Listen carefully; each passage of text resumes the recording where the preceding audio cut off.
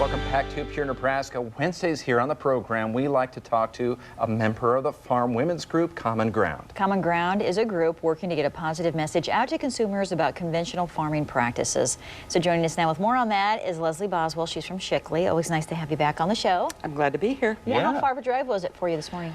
It's about 90 miles, and I drove in a wonderful rain, and I so appreciate that. We were getting to where we really needed it. Yeah, excited to see that.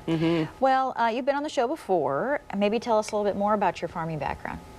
I was raised on a hog farm, and we sold primarily, and still do, primarily breeding stock.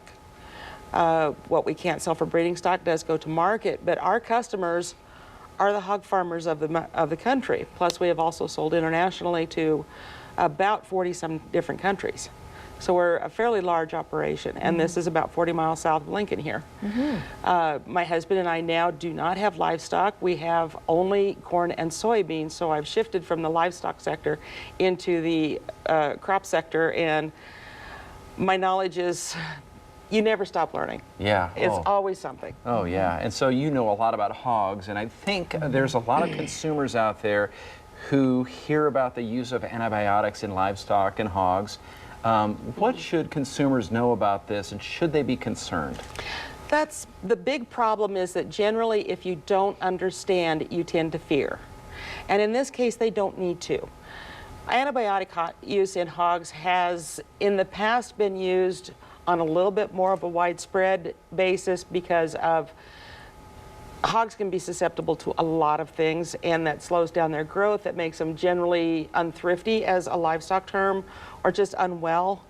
So they have been treated on somewhat of a broadband basis, but that has been discontinued a long time ago.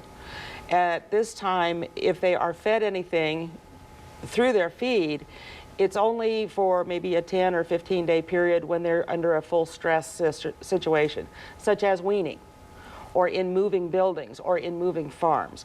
They go through stress, they become more susceptible, and at that time they may be treated just to alleviate the pressures of whatever they may be coming in contact with.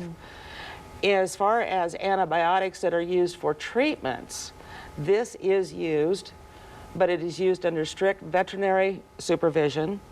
It is done with all of the standards and the regulations in mind, and there is always a very strict withdrawal period before they go to market. So some of them are maybe 10 days if it's a very quick acting antibiotic, some of them may be 30 days. But that is always very strongly adhered to before the animals go into the market. They are also tested when the carcasses are processed. So they're very conscious of that, they are watching for it, and there really is no concern for the consumers that there should be any kind of antibiotics in their meat.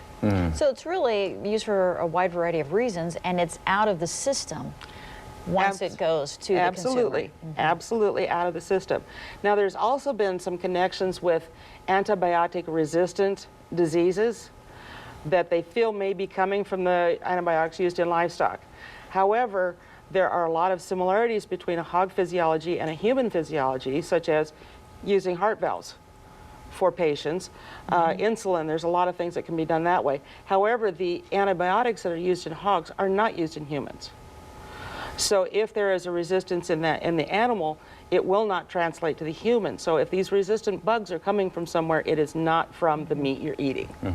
Okay, well, Leslie, thank you for joining us today. It's always good to hear from a member of Common Ground. So glad to be here. Thank you, Leslie. Appreciate it.